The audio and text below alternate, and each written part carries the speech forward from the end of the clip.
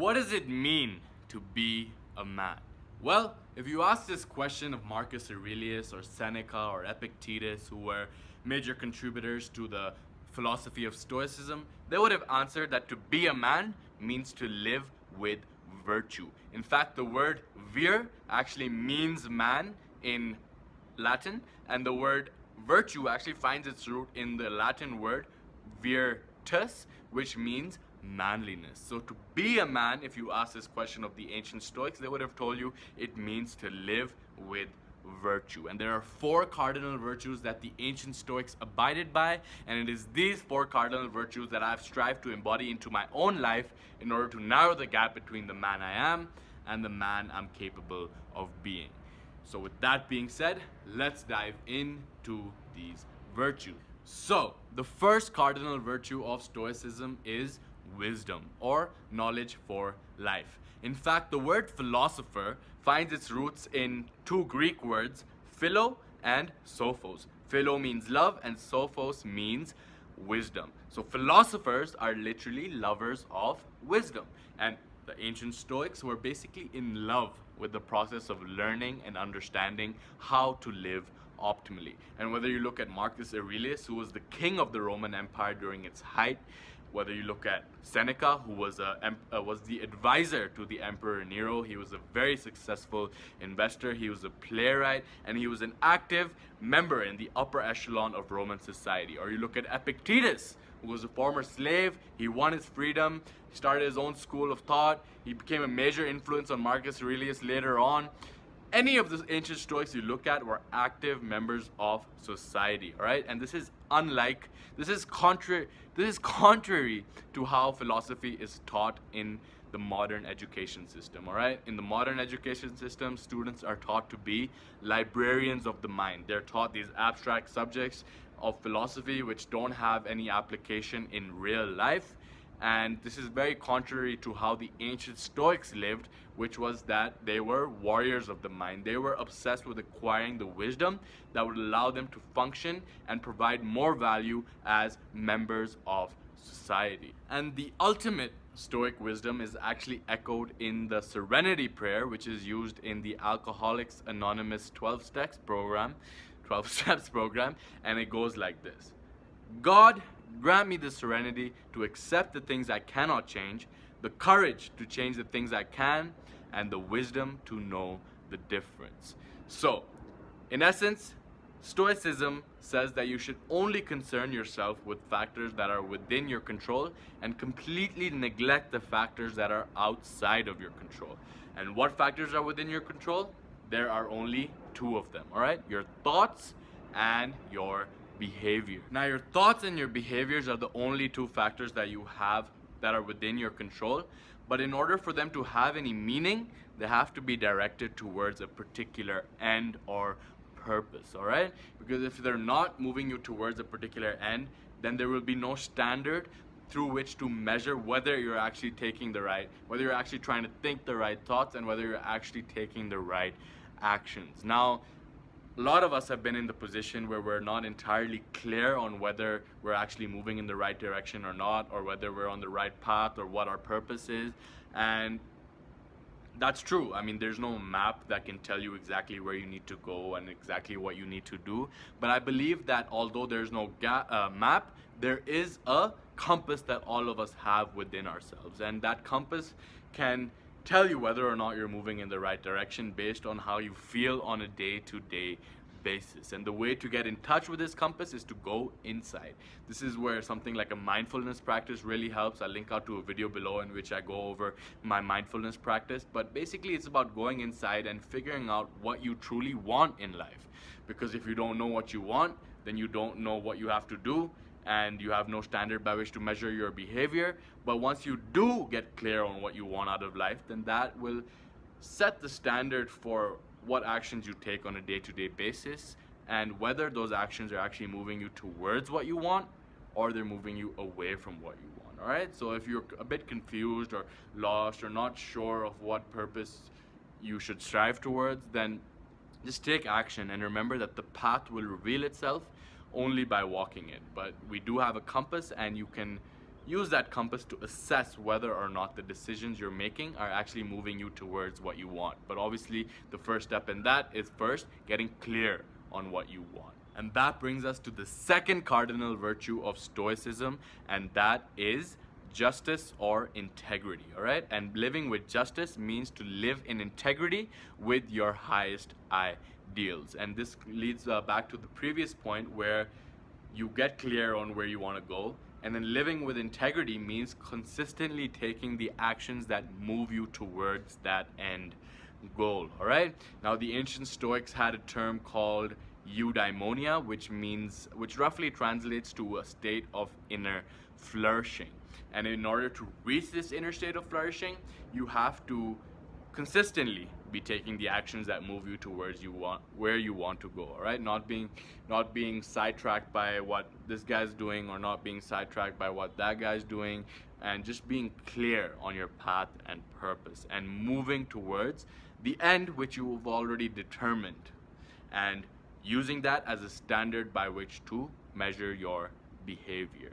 So the Stoics had the concept of a daimon, and the daimon can be visualized as the highest version of yourself that is constantly there and taking note of every single action that you take. All right, so in order to be in a state of eudaimonia, or to be in a state where you are best friends with your daimon, you have to be narrowing the gap between where you are and where you're capable of being consistently on a moment-to-moment basis. All right, and that is the concept of eudaimonia, and that is the concept of living with justice and integrity with your highest ideals. And that brings us to the third cardinal virtue of Stoicism, and that is fortitude or courage. Now, courage actually comes from the Latin word for heart, and just like the heart vitalizes all your body's organs, courage is the virtue that vitalizes all the other virtues. Now, all of us feel fear. Fear is a common part of the human experience, but the ability to act in spite of fear